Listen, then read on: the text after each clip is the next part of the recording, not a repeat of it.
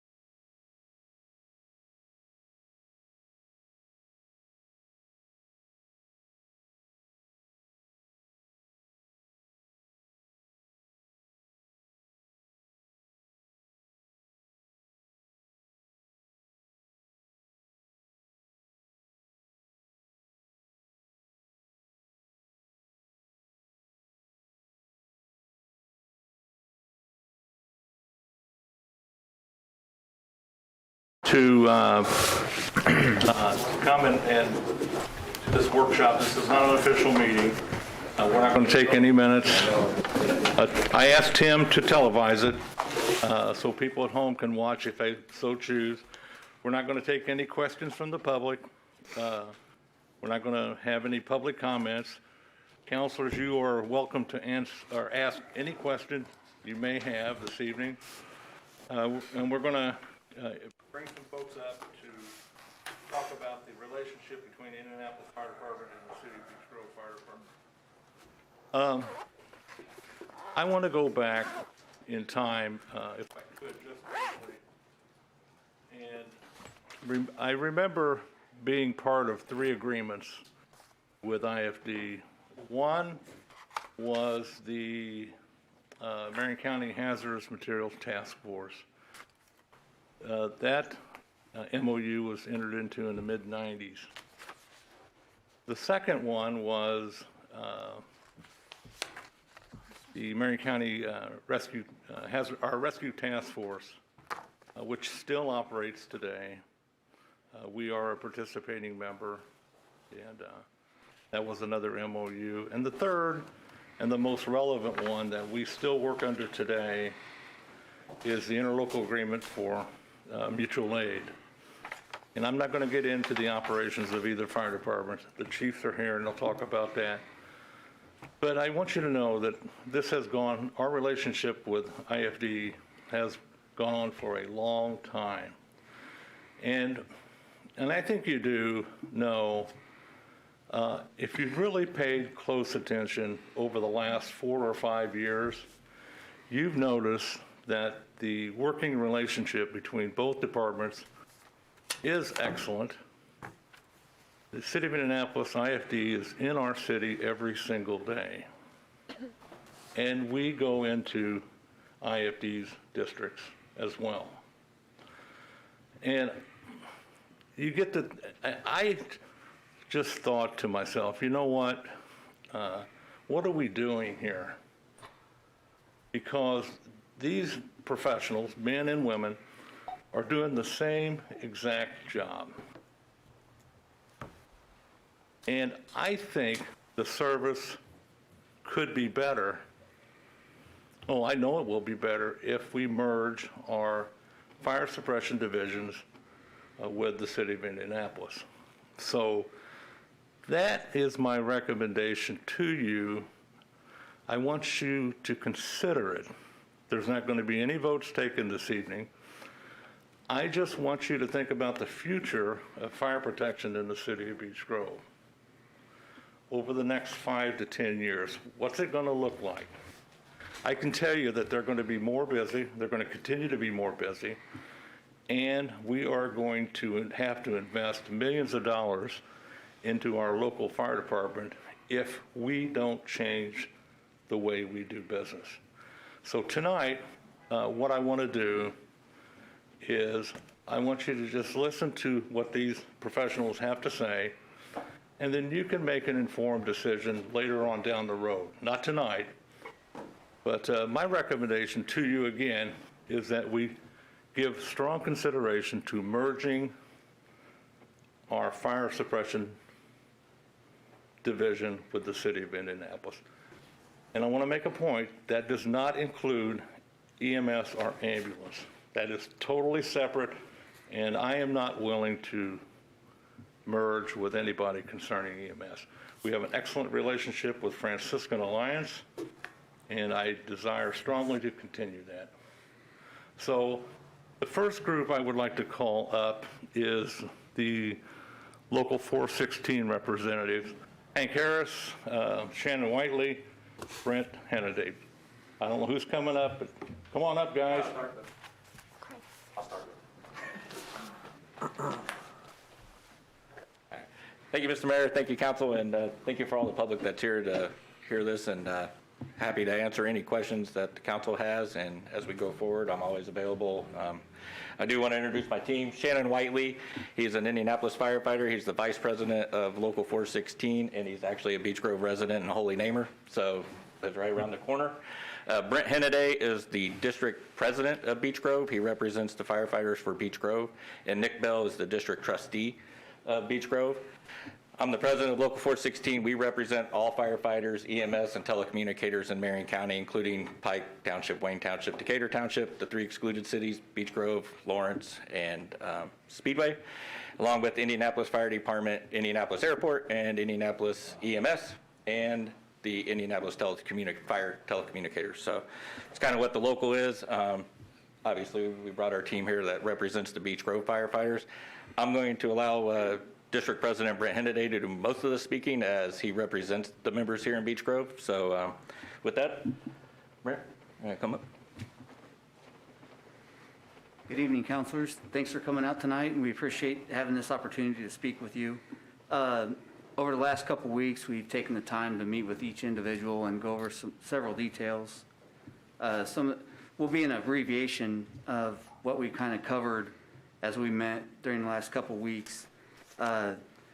Just so you know, our vote that we had as a membership, we had 1 person vote no, and we had 30 members vote yes on this for us to continue to research this topic and implement anything that the governing body might decide. It'll, again, just kind of hit those highlight points that we went over in our meetings. There'll be an increase in pay, an increase in the pension benefit.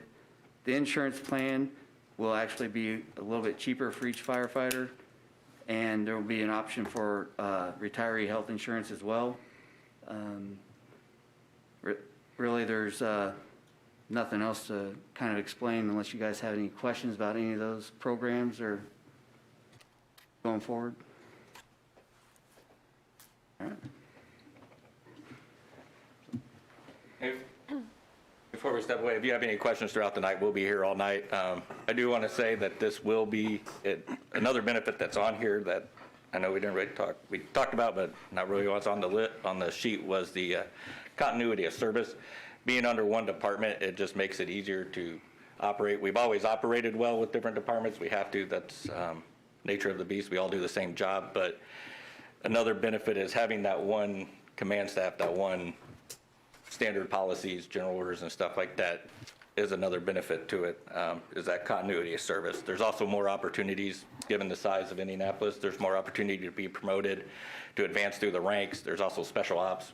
Being on a bigger department, we have dive, extrication, confined space, water rescue, trench, all those specialties that you have a bigger opportunity for all those other opportunities. So that's all we have. So is there any questions for myself or Mr. President Hennaday?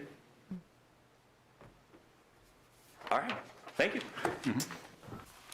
Not at this time.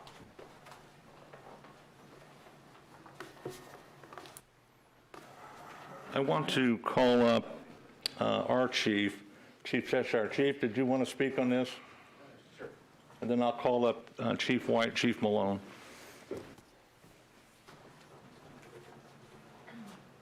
Thank you, Mayor, Council, Local 416, Chief Malone and your staff, and the general public. Thank you for coming out this evening and listening to this very important topic. Really have to say I support Local 416's effort and what they've been able to achieve. I appreciate Indianapolis, City of Indianapolis, the fire department, their work they've placed into getting the facts, figures, and the numbers. As you know, I'm very proud of our department and very proud of our council with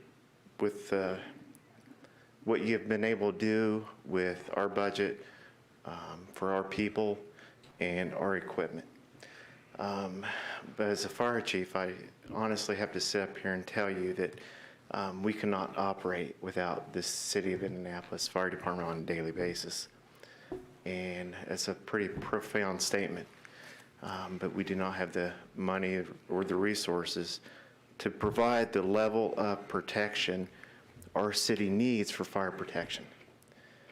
And this agreement between the two for a merger is what's best for the citizens of Beech Grove. And I hope you take the time to listen. And I'm very excited that Chief Malone's here. I have 35 years in the fire service, and when Chief Malone speaks, he's definitely someone to listen to. And I hope you guys take the opportunity to listen to what's said. And as far as our operations here at Beech Grove, next week and the week after, if any counselor has any questions or the general public has any questions, I hope you reach out to me. I would love to invite you over to the station, show you, sit down, explain our operations. You might hear a technical term tonight or just unsure of a certain statement that was made.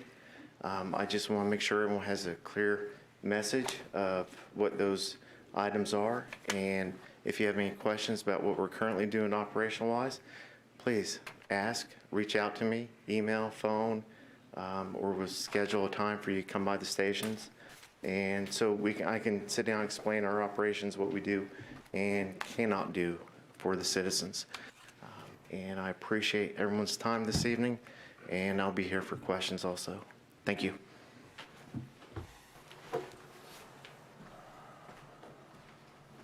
Thanks, Chief. I would like to introduce Chief Ernest Malone. Chief, and I don't know if Chief White wants to come up or not. Yeah, I doubt that. I doubt that. I'll answer any questions. Chief, welcome to our city. How are you, Mr. Mayor? I'm doing fine, my Thanks for the friend. invitation. Thank you. Well, thank you again, Mr. Mayor. Members of the council, it is an honor to be before you. I haven't been down here in a long, long time, but as I got closer, I started remembering taking runs in this area many years ago. I stand here tonight in support of this effort, but ultimately, it starts with you. I can promise you that the chiefs and the officers and the firefighters of both organizations are very familiar with each other, as has been said. Many times each day, we run in with each other, and it works seamlessly. I was reading years ago, there's a book that talks about how these mergers or fees for service plans best operate. And there were three main components. It was, is it under the same bargaining unit? Does it come from the same dispatch, or the calls originate there? And do people basically speak the same language? Are they under the same incident management system? And we check off all of those boxes here. So it starts with you. It starts with the mayor and our counterparts in Indianapolis with Mayor Hogshead and the city county council. You folks will say if this is a go or no go, but I promise you that we will take care of all firefighters in both organizations if it's your choice to move forward with this. And the chiefs and I will work to make sure that both the members of the departments, but even more importantly, the members of our communities are well served. So we'll be here all night, and appreciate the opportunity, and we'll answer any questions you have about how this might work if you choose to move forward with it. Thank you.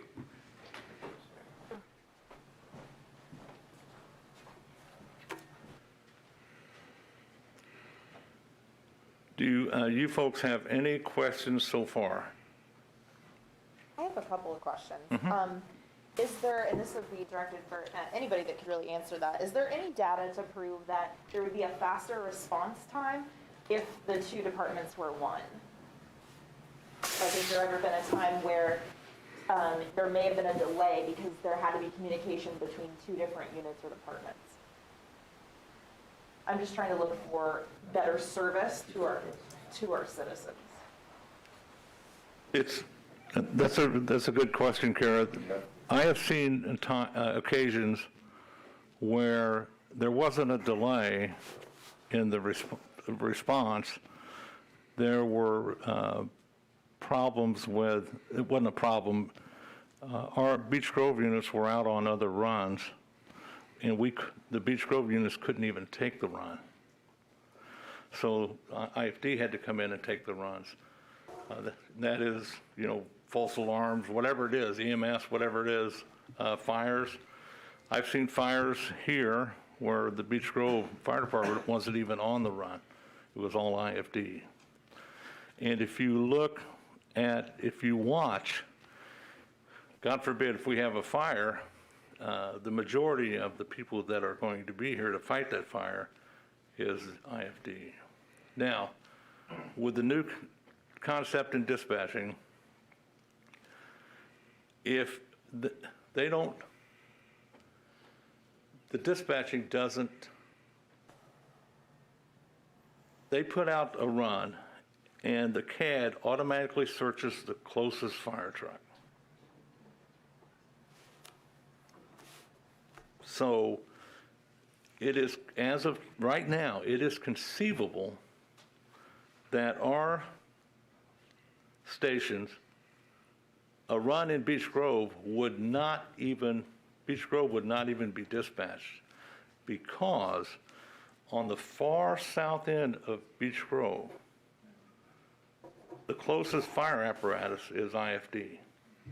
So I have also seen that happen, to where a run was dispatched in Beech Grove and the Beech Grove Fire Department wasn't even dispatched on it because it wasn't the closest engine. That's the new CAD dispatching. And it happens where Beech Grove would go out into IFD's district because they were the closest apparatus. So, and that's what you want. So what would it look like? One station would be strictly fire, and that would be the station on Churchman Avenue. The station on Albany would remain open, but it would be strictly ambulance. That's what that would look like. The fire engine serving Beech Grove would always have 4 people on it. It would also be able to provide pre-hospital care. All of these firefighters that work for the city of Beech Grove would become employees of the city of Indianapolis. They wouldn't be laid off. One point, and Craig would have to talk about this another day, but one point of that we would like to discuss would be how many firemen? Would it be 35 firemen? Would it be, we have retirees, would it be, we have 3 retirees, would it be 32 firemen that would move over to the city of Indianapolis? Those are that's a question that we have to talk about, sit down and talk about. Bobby called me the other day and talked to me about what the cost is. That all has to be set down and talked about.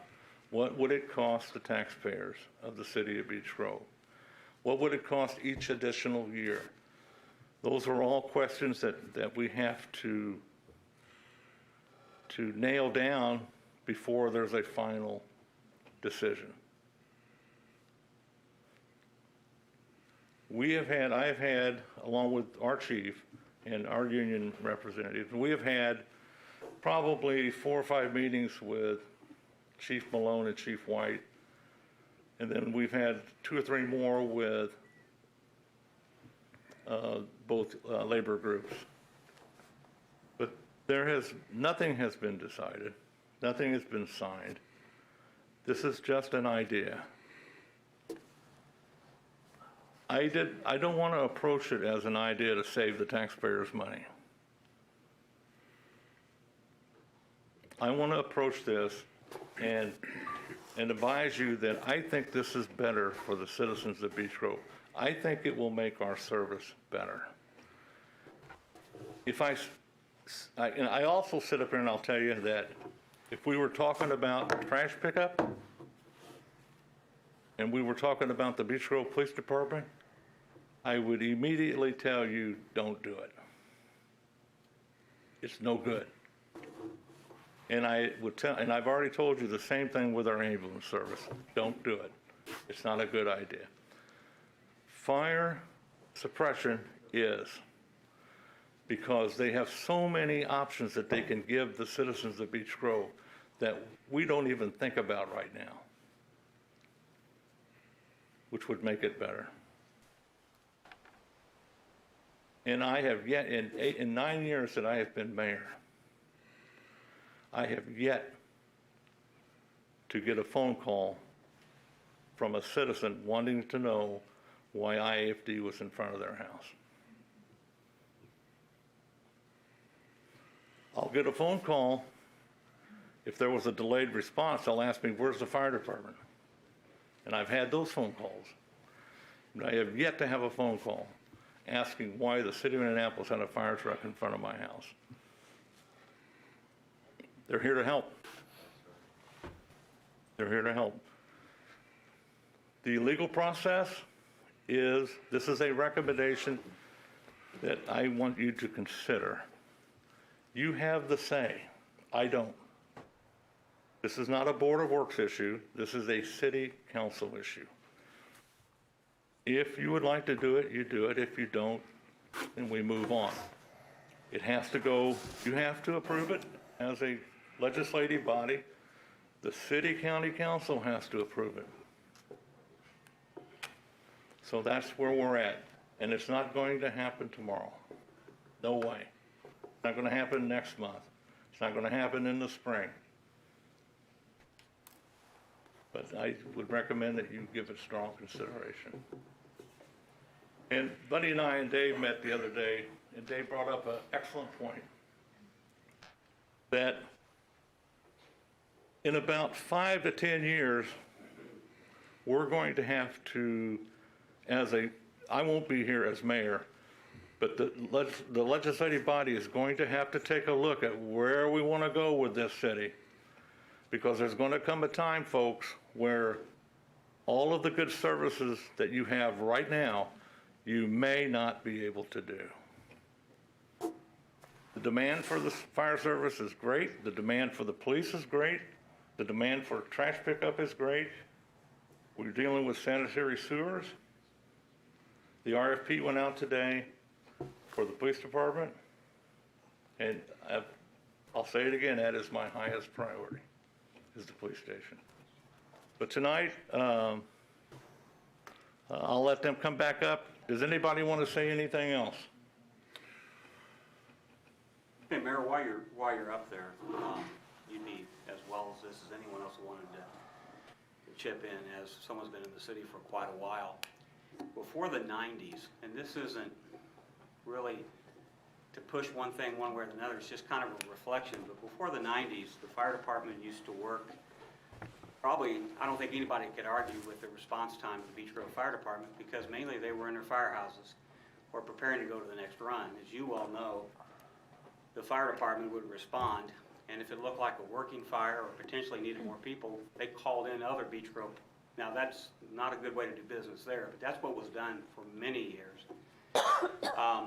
And maybe Indianapolis would be used more in a support system when it came to needing air and things like that. But even at that rate, I can remember the times where you'd be calling in people off duty. Now, a lot of them used to live around here and so on, but I think of how archaic that was, that doing that kind of business, but yet you couldn't argue the response time, because Indianapolis very seldom would use Beech Grove, and you're talking working fires. You've got a fire alarm, even in a commercial building back in our day, you had a response that basically would involve Beech Grove unless something out of the ordinary. And then I wanted to mention about the 90s, when we had our communications, and I was part of the MECA selection committee back in those days, and watching the new CAD system come aboard. And it would, even for a while through the 90s, very seldom would our apparatus be out of our city. That would have to say the numbers we've seen lately flip-flopped, because even then we would only pull an engine out of Indianapolis on our own. Beech Grove Dispatch would do it to respond to one of our fires. And of course now the communications is all at one place. So I just kind of wanted to bring up that I can look back in the day when, and Beech Grove hasn't seen much growth because we don't have much growth to go on. I mean, we're the same almost today as we were many years ago. And I kind of miss those days when our response time was, I don't know if anybody could beat us. But I do get the fact, and I just wanted to say something here at this moment, that I get the fact that fire changes. And one of those things was when we were kind of on our own, we had the trailer park where there was a fire. And before that time, we weren't set up to even know about it. And it's right outside of our city. And fire is a different, or any kind of structural or any kind of problem involving the fire department is so much different than what police handle.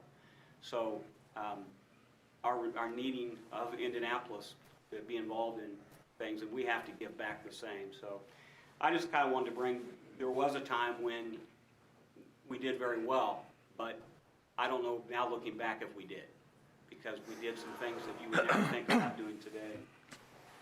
I'm going to say something, and Buddy will be the only person in the room that knows what this is. KSI 795. The old call letter, yeah. That was and the police was KBU 464. Now back in the day when you had to, now that it's done electronically, but that was back when you had to do it all the time. And especially fun to do it 2 in the morning to the fire department. Buddy talks about a system we had when I first went on the fire department back in 1980. I was issued a box. Every night at 7 o'clock, that box would go off for a test. But if there was an emergency, an incident at our fire, and they needed additional help, they would set off that box. And if you were available, you came in. If you weren't, you weren't available, you didn't come in. They never called for outside help. And that was bad practice, I gotta tell you. Terrible practice. Not like that anymore. It's really good right now. So anyway, what I want you to do, if there's not any questions, we have a lot of work to do, but I don't want to put a whole, yes, Bob? I got a couple questions here, Yes, sir. Mayor. I know that these questions that came up from some of my constituents, and I know I discussed this a little bit with the union reps, but I want to make sure it's put out in a public forum so whoever's watching can hear it. This proposed merger with IFD, how is it going to affect the current retirees from Beech Grove? The retirees that are, the people who are retired would still be the responsibility of the city of Beech Grove. Okay, Is that correct, Chief? okay. So I know some people had some concerns with yourself being a retired firefighter, that this merger could possibly increase your retirement benefits, and, you know, just want to make sure it gets put out there so we can address it right now. Anybody who's retired, it depends on if you're in the 37 plan, the 53 plan, the 1990, or the 77 converted 1990, or the new plan.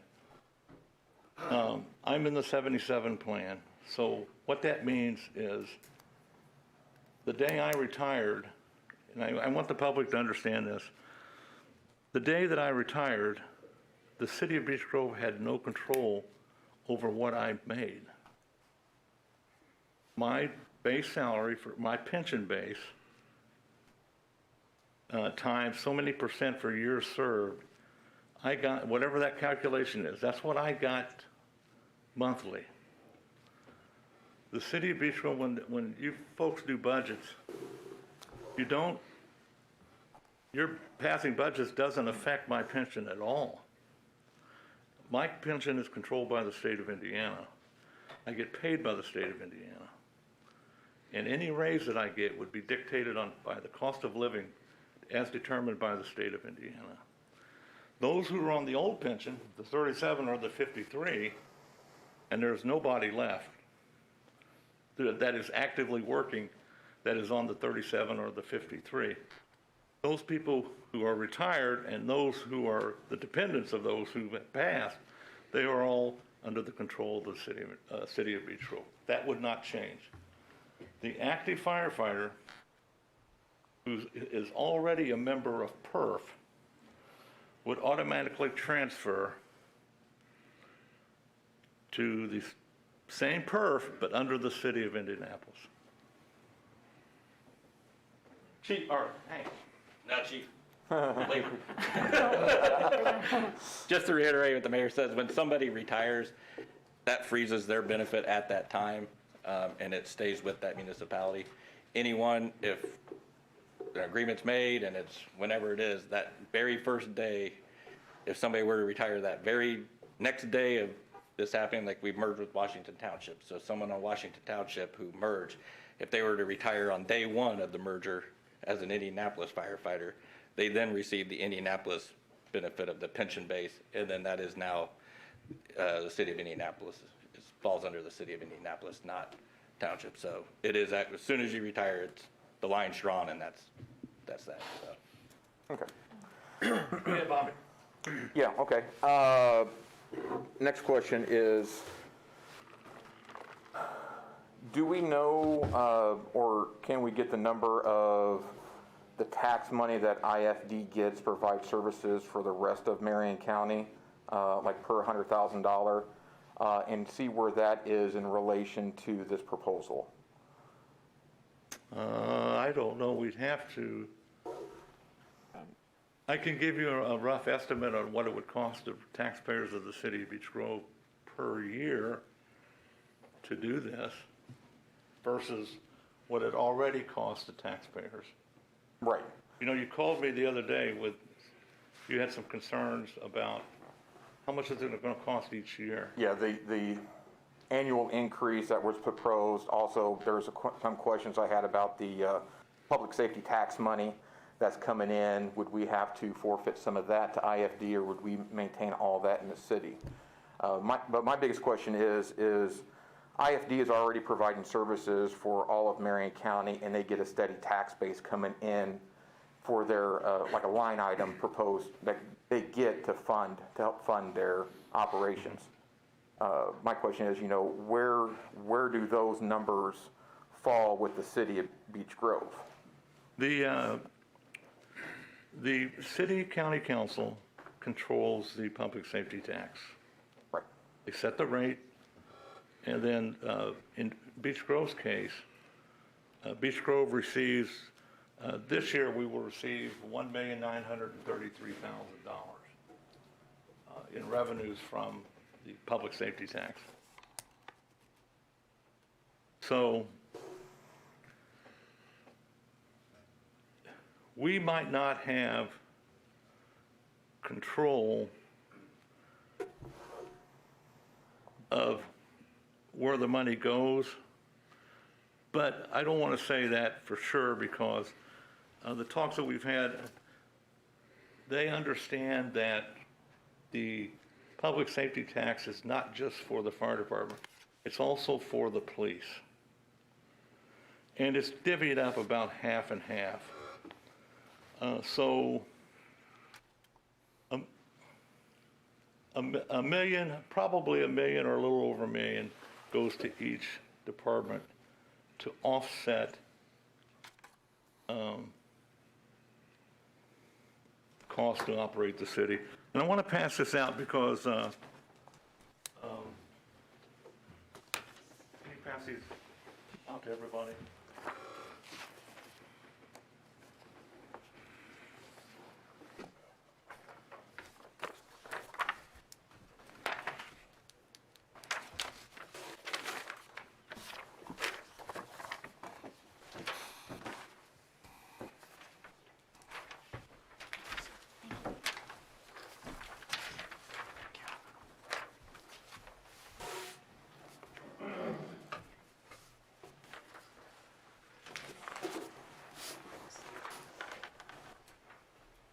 The pro tem called me the other day and asked me questions about what's it going to cost, or what's it going to cost for the first year, and then what's going to happen each year after. Well, you have an initial cost, and then afterwards, each year it goes up like 3%. And that is to offset the cost to operate the fire department.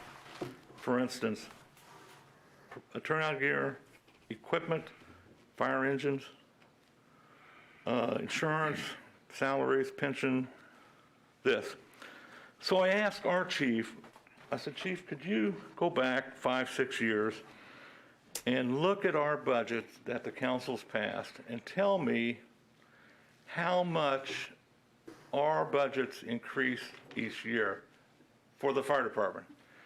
And that's excluding the public safety tax. That's not included in this. And you can see in the middle column the increase in pension or in budget dollars each year. So what City of Indianapolis may ask us to do, in theory, we were already doing. You understand where I'm coming from? But we won't do that anymore. I mean, it'll be lumped in to the overall cost that we would be billed. And I don't know what those exact numbers are. We're not even close to sitting down and talking about that. But by doing this merger, you folks would not have to budget for insurance, life insurance. You would not have to budget for hiring. You would not have to budget for pension.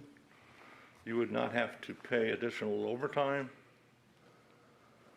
And protective gear, we need a new engine right now.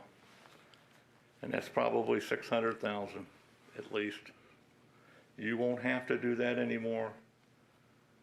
And there's several other, and Jim and I talk about it all the time, there's several other logistical items that we're not even thinking of that will go away because if you do this. So you will automatically save, and I don't want to get into money because that's not why I want to do it. You talk about the difference in salaries and benefits for the firemen if they go to IFD. That's good for them, but council, I got to tell you, and they know it as well, that's not why I want to do this. The only reason that I want to do this is it makes our service better. It makes the service better to the people who live here. That's why. But those are some of the things that you won't have to do anymore if you decide to merge or suppression. The Beech Grove Fire Department is not going away. You still have EMS division. You still have a station down there that's going to say City of Beech Grove Fire Department. That one out there is going to be IFD, and they're going to name it whatever, or they're going to number it whatever is in their pattern. The engine will say IFD and it correlate with the number of the station, but it'll have providing service to the City of Beech Grove.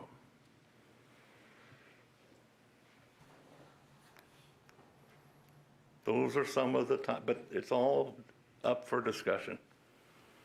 So it gives you something to think about. I'm not going to ask you to make a decision tonight or next week. Here's what I do ask that you do. I ask that you think about this over the next couple, 3 weeks, and report back to the pro tem. You can either tell the pro tem, I'm not interested in proceeding, or I would like to hear more. And then the President Pro Tem can report to me what the council's desire is. If you decide that you do not want to do this, it's over. We're moving on down the road. If you decide that you want to hear more about this, then we will take it up later on. But this is something that's not going to happen next week. We have a long way to go. Council, do you have any thoughts on this? Dave? I got something I want to tell everybody. When I met with Brent and the IFD people, I didn't realize, well, I did realize that one thing they pointed out to me was IFD has a ISO rating of a 2. And if you don't know what an ISO rating is, it's every county in Indiana, ISO rates their, I won't say fire department, but part of that is the fire department. And in the 90s, I was an insurance agent for 32 years. I just retired in October. And in the 90s, Beech Grove was a 7. And I don't remember what year it was, late 90s, early 2000, I don't remember. But it went from a 7, I believe, are we a 6 or 5? 4? It went down. And I will assure you that your homeowner rates went down. I can tell you they went down. Now, some companies may not have went down as much as others. That's their actuaries setting rates. But and I have never seen, and I told Brent this, he says there is a 1 somewhere, but I've never seen an ISO rating of a 1. A 2 is excellent. And if they go to a 1, that's even better. So I can tell you, whatever if you do this, your home, now this is for homeowners, not renters. Homeowners rates would definitely go down. I can't tell you how much, that's up to the insurance company, but I can tell you for a fact, they'd go down. The better that ISO rating, I was telling them, you take a $200,000 house in Beech Grove, and if it costs you $750, put it in a town class 10. A town class 10 is where there is no fire, it's voluntary. And I'll tell you, if as an agent, had too many of them, every one of them burned to the ground. There's no saving that house. And their rates, if that house in Beech Grove $750, that 10 rating, I guarantee you is at least $1,500 to $2,000 for the same exact house. It's just the way it is. And that's one thing they pointed out to me, and I'm like, wow, Beech Grove would go from a 4 to a 2, which is good. If it goes to 1, it's even better. So that is one thing to consider as well. It doesn't really affect renters that much, but homeowners for sure, just to make a point. I wanted to touch on just the community outreach programs for, just so the community be reassured that your presence is still going to be here. And I know a couple years ago, the pandemic has kind of made a change, but we had the smoke detector program. And then I think Hank and Brent talked a little bit about some community outreach programs, that would involve, and we talked about Stop the Bleed. But anyway, just your presence, you're going to have continued presence here in our community for programs and such. If you could kind of touch on that a little bit. I kind of want to go where Councilor Lamping just went, because I've had a few comments made to me that why haven't I, as a council person, talked more about this? And I'm just learning about the information as it is now. But I do encourage the fire department, because they own the city. We don't. We're elected by them. And but more information that they're provided, as we're provided, helps people make a little better judgment. And I really encourage them to, if this is what they believe, they need to sell the public on it. That's important to me as a council person. It's more important to me they sell that public as anybody. Does what I asked make sense to you, Hank? Does what I asked make sense as far as just some community outreach program efforts? Yeah. Yeah, as I said, as we started this walk and started investigating if this is a possibility, if this makes sense, there's 3 things as a local that we look at. While we represent our members, and we obviously want our members to be treated as best as possible, be able to, afford to take care of their families, send their kids to college, go home every day, have the health and safety that they need, and hopefully live long in the retirement and be able to enjoy that. We also have to look at the communities we serve. If we harm the city of Indianapolis, if we do something that hurts the city of Indianapolis, that obviously doesn't help my members. Likewise, if it does something that is detrimental to the city of Beech Grove, that doesn't help my members. So while we do focus on our members and the benefits there, for this to even be possible or even to look at, it has to, 1, benefit the city of Beech Grove, benefits our members, and not be detrimental to the city of Indianapolis or my members at Indianapolis Fire Department. So those are the 3 things we looked at as a local, not just our members. Obviously, that's what we represent, but we also look at the communities we serve. That's why we all get in the business we do, is to serve our community. So we wouldn't be up here and going through this process and supporting it if it was something detrimental and did not benefit the community of Beech Grove, or if it was detrimental and harmed the community of Indianapolis, or if it harmed our members. So I just want to put that out there. Obviously, we talked about some of the services Indianapolis is able to provide, just because it's a math problem. We have more people. Indianapolis has more people, has more resources. They can do more. It's just math. So, but I do want the community to know and the council to know that we do look at the communities we serve and how that affects, or how this would affect the community. So that's all. And can I ask you a question, please? Yeah, absolutely. Since you're up there, or Brent, if you want to run in this as well. When we met, I know you and we met on the 16th. Has any of this factual information we shared, has that changed either way, left or right? Is it all the same for each individual as council? No, it's all the same. It's all the same? It should be. Okay. I know when we spoke, I asked some questions about where the merging in the past had happened for townships versus the city. Remember that? Okay. Did you find out anything about that? Just the... As far as which part? Pros and cons, is it a possibility? Is it... As far as the taxes? Yeah. Or how it ties to a tax rate? I'll refer to Chief Malone, but I'm gonna do my best, and feel free to jump in. Thank you. The previous mergers with townships, so township government has an actual fire tax rate assigned to the township. So when there's a merger, there's also any state code that dictates how a merger works with townships, where there currently is not one for an excluded city. So the way it works is the township that merges, depending on the agreement, but eventually, there's been a couple where it steps down, but eventually the township fire tax rate will be the Indianapolis fire tax rate. Because the city of Beech Grove doesn't have a fire tax rate, there's currently not a mechanism, a way to tie it to a tax rate, because there isn't a fire tax rate. So it's a little complicated. Did I get that? So currently, there is not a way to do that, which is why the current thought that's been discussed is doing a service agreement with the city of Annapolis to provide that service, that fire service to the city of Beech Grove. So that's what I've been able to find out. That's how the previous mergers with the other townships has happened. It's just that excluded cities don't have a fire tax rate to tie it to. They have a general rate. There's no way to separate that out. Okay, well, thank you for that. But so within that though, and again, it was your document. So the agreement was 3.3 million plus or minus. From that, that's about 90% of the annual budget. So Jim, this is a question for you if you don't mind. On their document, the 4.1 million that's on this document here that the mayor just provided, how much additional fundage is in that for additional revenue from any and all sources? So the 4.1 is, I do want to just say, just because you're using the numbers we provided. yeah. The But 4.1. they're the same. Yeah. Okay. There's a 500 that's included to get to that 4.1. Right. That was a rough estimate of what the insurance cost in the previous year for the fire, because the insurance is no longer in the fire budget. So I just want to clarify, that's why. Okay. So It's then I'll go. that's why it's a straight 500. It's a rough estimate, so that's not the exact number, but Okay. given the numbers I could get off of DLJF in the previous budgets, that's the number we could go as we investigated this.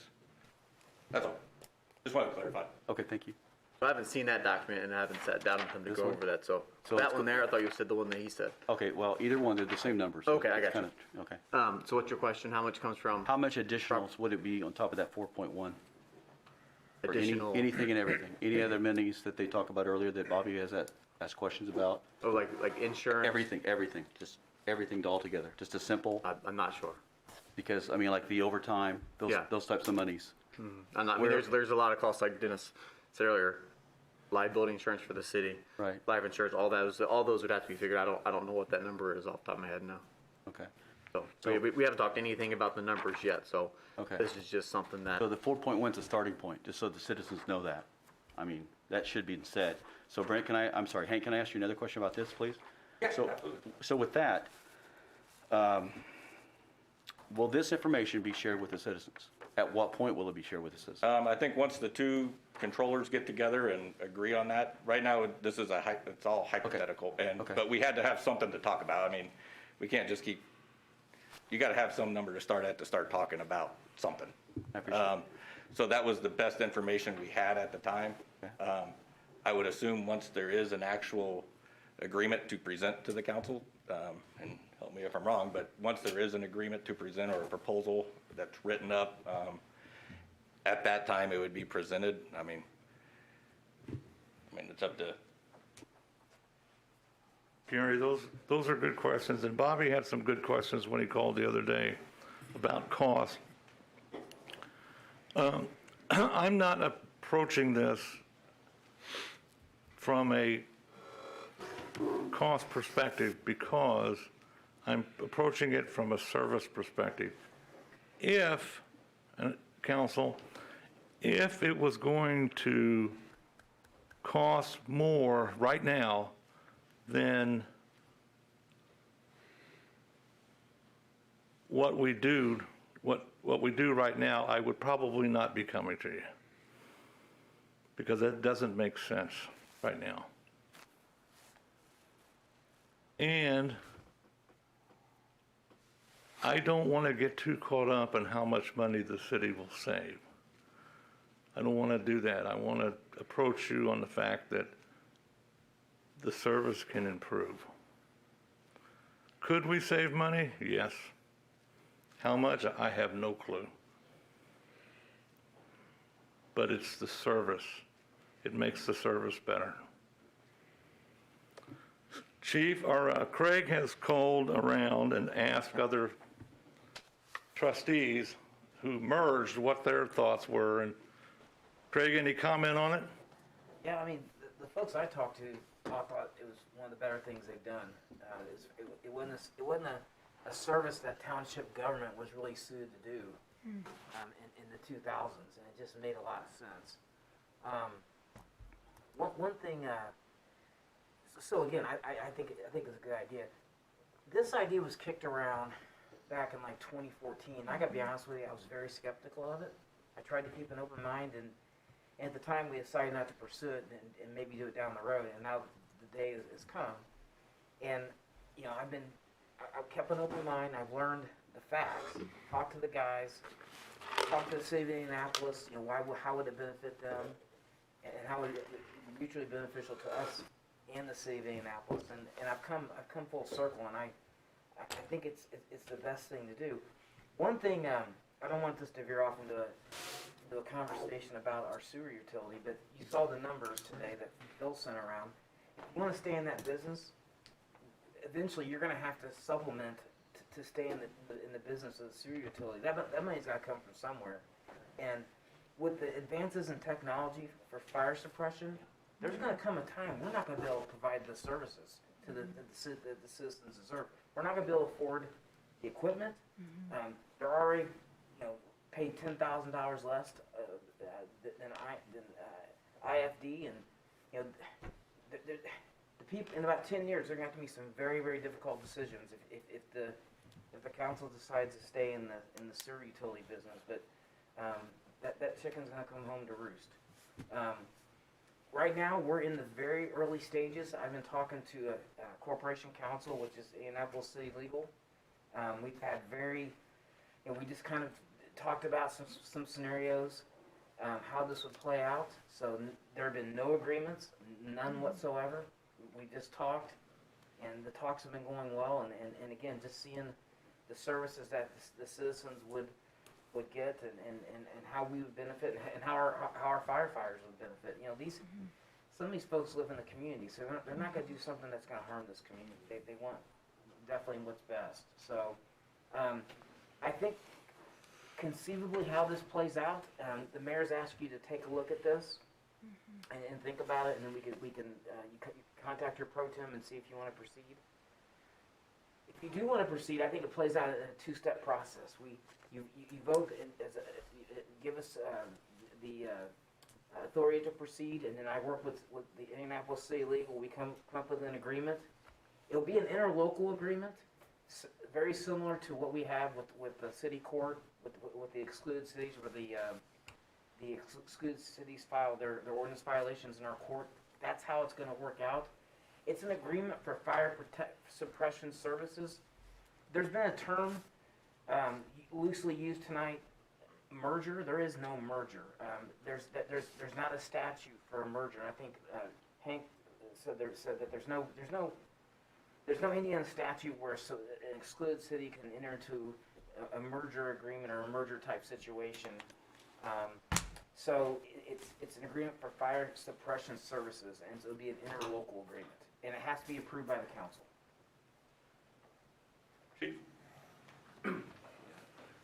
Just briefly, certainly not here to talk about numbers. I wanted to inform you about the department.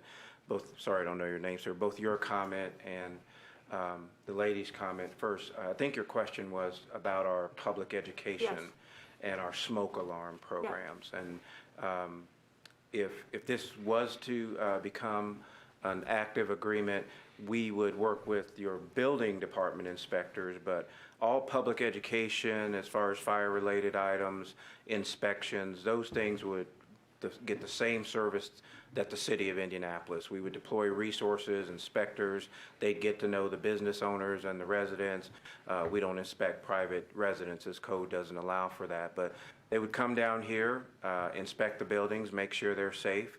If someone's not compliant, then we would work with those owners to make that establishment a safe place for you to go to eat, to play, to stay all night, to do whatever. So you would get the full resources of the Indianapolis Fire Department as far as our code enforcement and public education programs. To this gentleman's comment, I thought he did a very nice job on ISO. ISO's is a 1 to 10 rating, with 10 meaning you have a lot of work to do and 1 being the very best. I want you to let you know about the Indianapolis Fire Department. A year ago, next month, there's 30,000 fire departments in the United States.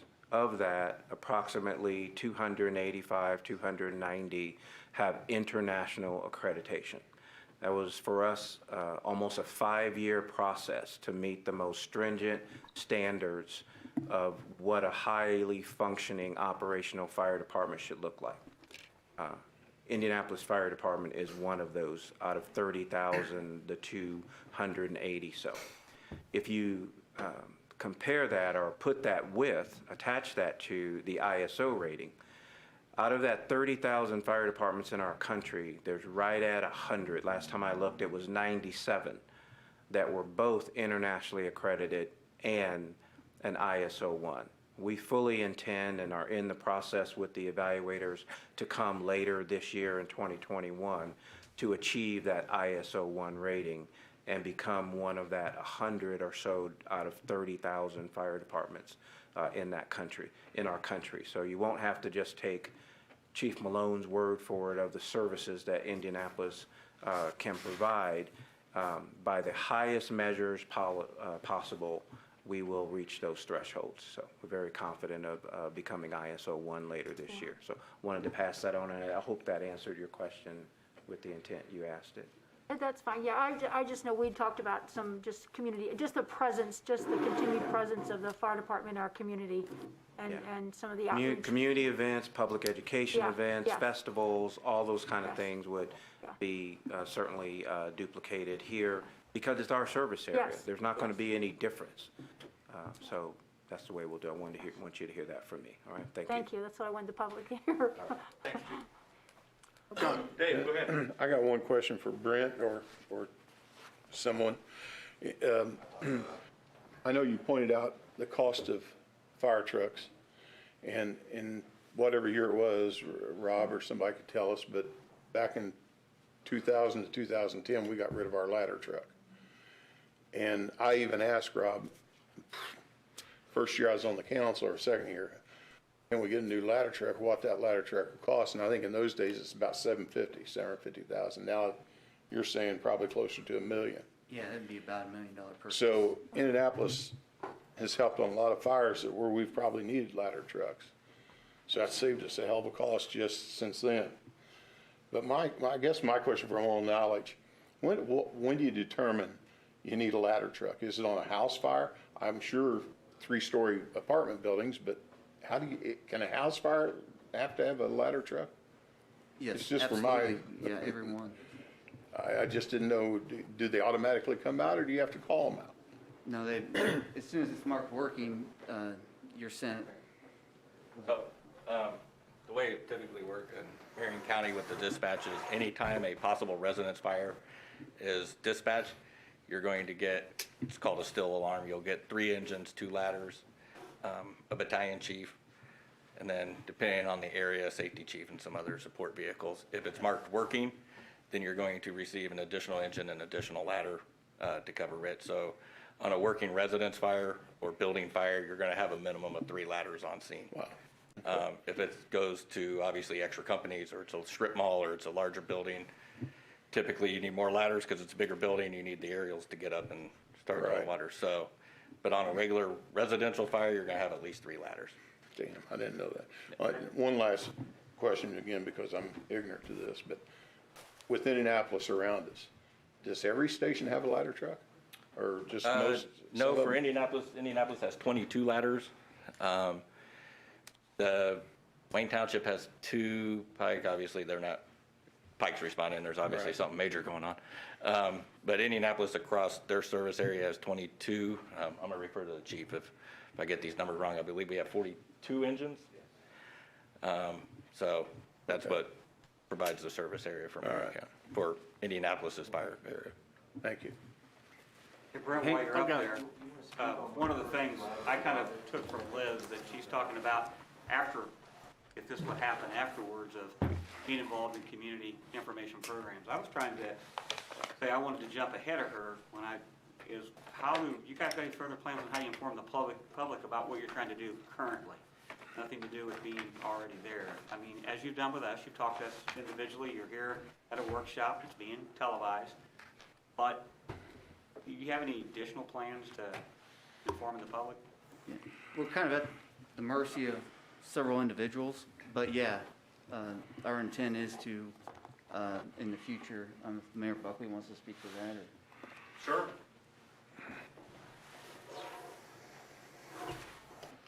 What the intent is, depending on what the council wants to do, if the pro temp comes back and says, now not gonna hear this, then it's over. If the pro temp comes back and says, we want to hear more information, or we want more information, then I had planned on having at least one public hearing. It wouldn't be here, it'd be probably at Hornet Park. Then we would bring the public in and let them ask questions. Why can't we ask questions now? This is a council workshop strictly. It's our first Anna, Amendment. have a seat, Anna. Have a seat, Have a seat. Have a seat. Okay, then, Have a seat. there. Have a seat. Mayor, can I ask a question? Sure. You know, and I understand it's a workshop. And Anna does not live in my district, but there was a person that wanted to attend, and she chose not to be here, and that's fine, and she's probably watching, and that's fine. But she had contacted the Indiana State Assessor's Office, and Luke contacted me, and we spoke. And there was issues about the First Amendment and their constitutional rights. Now, if you allow opposing sides, and again, I want to hear all the sides because I want to make a good decisions for the citizens, okay? And I'm going to talk with Bob about this and move forward. But from that, not allowing people to speak, they might have inputs that could be answered because now, you know, I wanted to ask about money, and I'm a councilman. I'm elected to represent the citizens of my community. And I want to know the dollar figures because based on your guys' sheet, and I appreciate that. This is all I got to read right here, okay? I should not have heard the word merger from you guys before my mayor told me this. But I don't know how long this has been in the works. But when people contact me as a councilman, I have to answer those questions. I can't answer those questions if we're not given that information. Now, maybe you guys could have been privileged to get information, phone calls and donuts and coffee. I wasn't. I wasn't. So, your tenure with the dispatch and things like that, only value to our community. But when you look at this, and we're going to forfeit 90% of the budget, and that's why I asked Jim that question off the cuff. That's a lot of money for citizens to be giving up for a product. I just want to know the end product. So when Brent reaches out and says, yeah, your constitutional right to speak, if you give the opposition that opportunity, your opposing opposition should have that chance as well. And that's a legal thing.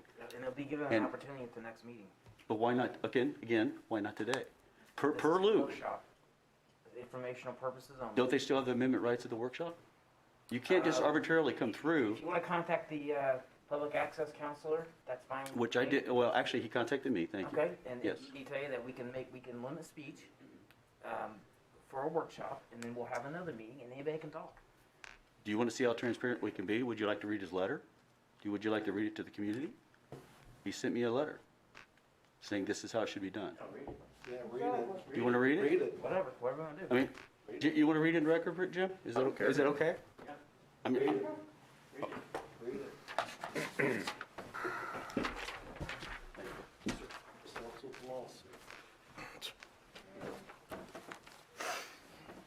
From Luke Britt, B-R-I-T-T, Indiana Public Access Counselor. Mr. Hall, thank you for reaching out. As I mentioned, the open door law, hearings do typically have a public comment forum requirement, and I highly encourage public comment at all meetings. I consider it part of good governance. I sit on boards and commission as well, and it makes me a better civil servant when I hear ideas from those I serve. This is especially true when it may run contrary to my ideology or perspective. Iron sharpens iron. So for what it's worth, it is the official position of the Indiana Public Access Counselor to encourage meetings that include public comment on an agenda in some shape or form.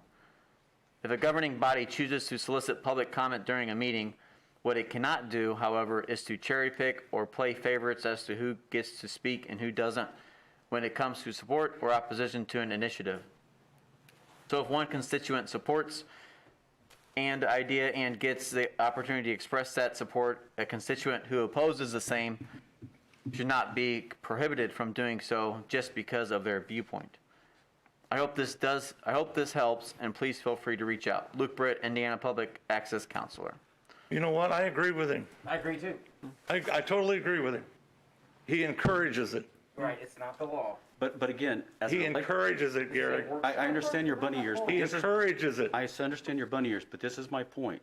I'm elected by the citizens of Beech Grove to represent my district. when they reach out to me to ask the question, I don't have the tools to capably answer their questions. I don't have the tools. Those should be provided by my executive officer. Because if this is a good thing for the citizens, I appreciate your professionals coming out and speaking. I want that. But I can't make a judgment based on that. I need to have the facts. So we don't want to talk about money. We don't want to talk about assets. We don't want to talk about surrendering vehicles. We don't want to give people the opportunity. I don't know where she stands. Yeah. And she doesn't even live in my district. And you know what, Gary? We don't know either. This is all a process we're just starting. But we're not disclosing all the information. Can I ask one question? I know he said something about assets. What does happen if the merger agreement goes through to the assets of Beech Grove Fire Department? The Fire engines, trucks, things like that. the engines would go over to IFD. We have 3 fire engines. They would, and the equipment would go to IFD. And you might say, wow, that's, we're giving that away. Well, Money the taxpayers, yeah. spent, so. You have 1 engine, or 2 engines that probably are worth pennies on the dollar. 1 engine, we just spent $41,000 last year on repairs. Right. We do have 1 engine that's a pretty nice engine, 57, but it needs to be put into 5 years reserve old? status. Huh? 5 years old, is that right? Or I'm not sure. Chief? fairly new. 2016. 5 years old. Yeah.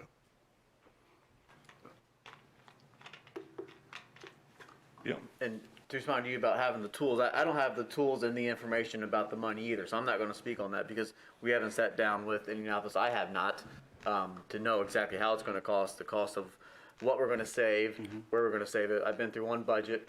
It was my first budget, so I'm still learning that process as well. But to be able to say, yeah, we're going to end up net saving this amount of money, I can't say that because I don't know that yet. I don't know what it's going to cost. When will it, if it happens, when will it take effect? Will it be this year, next year? I don't know exactly how it's going to fit this year's budget versus next year. So I don't have those tools ready yet to speak on that. I think it's something that we want to continue to go down that path. We can start those meetings and start those discussions about exactly what they see it costing the city and how I see it costing us, how it's going to affect our public safety tax, property taxes, any of that information. Then I can start that process and seeing exactly how it's going to fit. And then again, if it's something that does not fit in your guys' eyes, then it's your guys' vote, it's your guys' call to say, yes, continue, or no, we're not going to vote for it. So until that time comes, no, I don't have that information yet. But for my chair, do you understand my point? If someone calls me and asks a question with transparency, I can only ask or answer based on what's given to me. Okay. Yeah, and not like I said, I haven't even seen that sheet either, so to be honest with you. So again, I have not sat down with them. So I wish I could give you that information, but I don't have that information either. Well, I know it's going to be north of 1.1. I mean, that's because you add the other ones, which again is a good thing. Having too much money is a good thing. Oh, for sure. Okay. So again, on record, you're not going to allow, and again, I don't know if anybody wants to. I'm just saying, because the individual that initially initiated this, it wasn't here. Is that, just to clarify? Counselor? We post it as no public comment. It's a council workshop. At the next meeting, anybody wants to speak can speak. We're not limiting anybody's speech at the next meeting. We're not prioritizing one group over another. That would be a problem. I totally agree with that. Yes, you are. But Well, Mayor, I just wanted to point out, mine is not about who's watching right now or who's here. I just want to make sure that the citizens of Beech Grove, shoot, the library snuck away from us, and I mean that literally. It would move so quick. It's not part of our government here. We don't govern it here as a council. I just want to make sure everybody, we're not doing another dog park. We're talking about an independent community, talking about their fire department, and I just want to make sure that's why I asked Brent, is to make sure that if there's people who live in Beech Grove 20 years don't even worry about this because they just trust us to keep chugging along. They really do. They realize that, yeah, something might raise here and there, and it just doesn't affect them that much.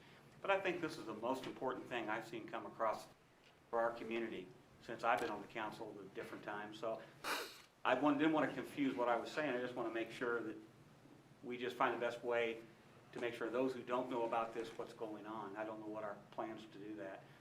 And as far as knowing everything, I don't know half of what's, but I'm going to go through the process of learning. And I just want to drag other people in the community along if they want to be there. If we knew the details and the numbers, we would pass them on this evening, but we don't. Go ahead, Kevin. I was talked to several people in my district, and when I ask, are you for or against this, they're all against it. That being said, they have not heard anything from IFD.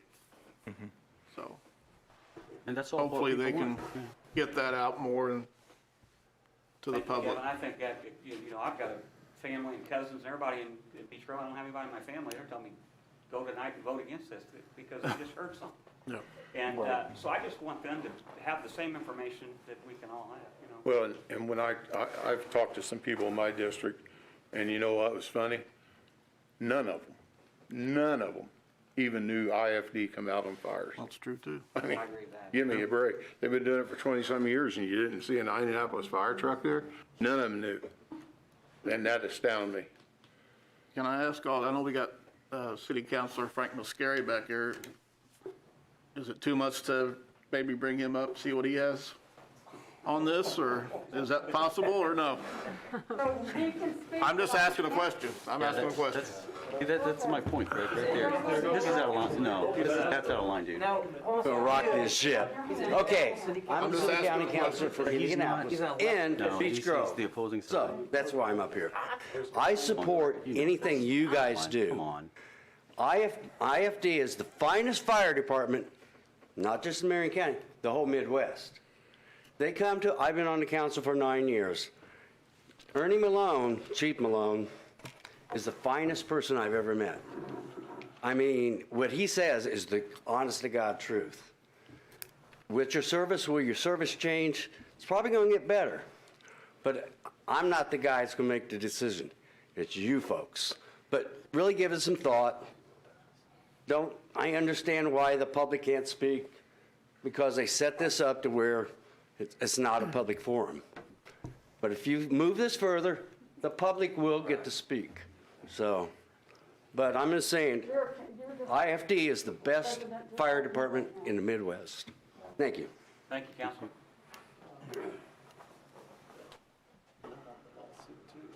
So that's a no then, correct, Craig? I just want to make sure. He's an elected official, he has a point of personal privilege as Okay. the city county councilor. Okay. So just to clarify, your So we're gonna title. say we can't have the chief then? The chief? No, this is your guys' thing. I didn't, I'm here on behalf of the pleasure of the mayor. But this, What prevents you from, between now and the next time this comes up, from reaching out to these folks and getting more information? from which folks specifically? Well, the union, the fire administration? Has any of your information going to change on this document, guys? I mean, Obviously, the numbers may if it sounds like if the council wishes the mayor to move forward with this, then we would actually, the two controllers would actually get together and finalize a number. Those numbers are obviously not finalized. Like I said, I estimated the insurance just to have I had to have some number to go off of. If it was gonna be $10 million to the city of Beech Grove, then that doesn't make sense, and there's no point in wasting everyone's time with it. If it looked like there was gonna be a benefit, then the point of moving the process forward did make sense to start talking and go down that road. So I would say, once the two controllers from the two municipalities get together and do get that number solidified, that number will probably change, because the two controllers haven't agreed on a number. That was just a rough number from the city of what it would cost in their head, just a rough, high-level number to see if it made sense. Like I said, if the number came back 10 million, there's no point in even talking about this, because obviously that doesn't make sense. It does look like the number's close enough that it could be a benefit, so we said, let's move forward, and that's the number we have right now. Again, once the two controllers get together and the two councils of the two city and actually get a proposal drafted and actually get everything, this is the agreement if approved. So yeah, those could change. The benefits on the pension base and the salary and all that will not, because those salaries are set, pension base is set, insurance is set. So the benefits to the members will not change unless it goes to next year, because numbers change for next year. But so there could be some changes. The services that Indianapolis will provide won't change. As the chief said, they provide that to their fire service. Is this part of their fire service? Those are services that Beech Grove's going to get. So I'm trying to think what else could I be on there. But the numbers could change. Okay, so when. Because they have not obviously agreed on an actual number, that was just a, Okay, so when the controllers do join and decide the nuts and bolts, will you notify us, or how can I, again, reach out to you? I'm happy to. I mean, I don't know when Sure, to that call would you be because I'm higher not part than of that. That's not really, I'm happy to do it. If I have the information, I'll give you the information, but. Jerry, the clerk's office could release that info. Okay, thank you. Okay. Okay. Any other questions from the council?